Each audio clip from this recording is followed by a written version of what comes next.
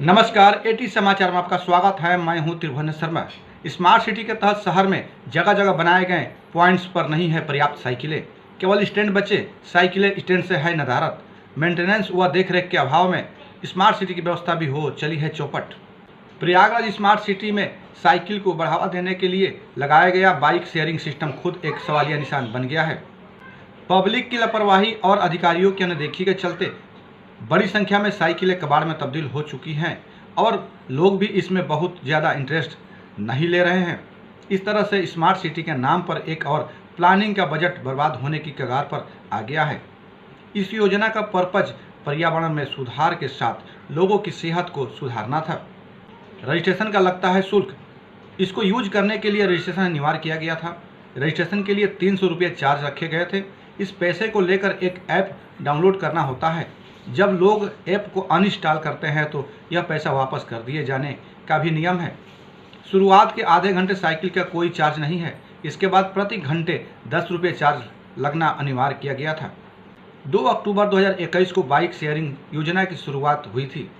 5 साल के लिए एजेंसी को यह प्रोजेक्ट दिया गया था, लेकिन पब्लिक की उदासीनता और रख रखाव में कमी के चलते हालात अच्छे नहीं कहे जा सकते। शहर में कई जगह बाइक शेयरिंग पॉइंट्स पर लोगों ने अतिक्रमण कर लिया है। खुद स्मार्ट सिटी मिशन के अधिकारी मानते हैं कि भविष्य में हालात बेहतर नहीं रहे तो एजेंसी के भुगतान पर विचार किया जा सकता है। अन्य खबरों के लिए बने रहे मेरे साथ, देखते रहिए समाचार। नमस्कार।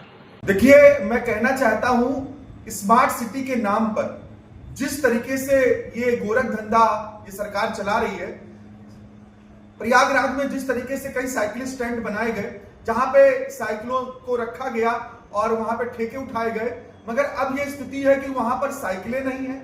जो साइकिलें हैं वो खराब व्यवस्था में है और जो भी वहां पे स्टाफ रहते थे वो स्टाफ नहीं है। तो कुल मिलाकर स्मार्ट सिटी के नाम पर ये योगी सरकार और मोदी सरकार मतलब आम जनता का शोषण कर रही है।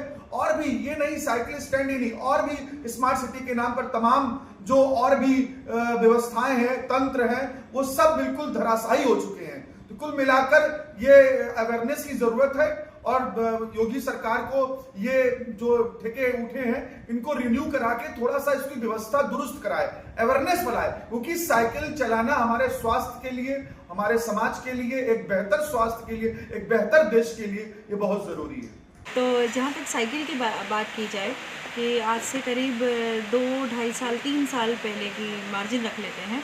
उस समय स्मार्ट सिटी के तहत ये हुआ था कि लोगों को साइकिलिंग के लिए प्रेरित किया जाए और हर चौराहे पे साइकिलिंग के लिए स्टैंड बनाए गए थे। बाकायदा लोगों ने अपना रजिस्ट्रेशन कराया था कि हम मंथली साइकिलिंग करेंगे और घंटे भर का ये चार्ज होगा और बड़ी सारी तैयारियां की गई थी। लेकिन जैसे जैसे समय बीता, लोग भी अलग अलग और मुद्दों में भटकते गए और ये सारी व्यवस्थाएं जो हैं वैसी के वैसी ही पड़ी रह गई।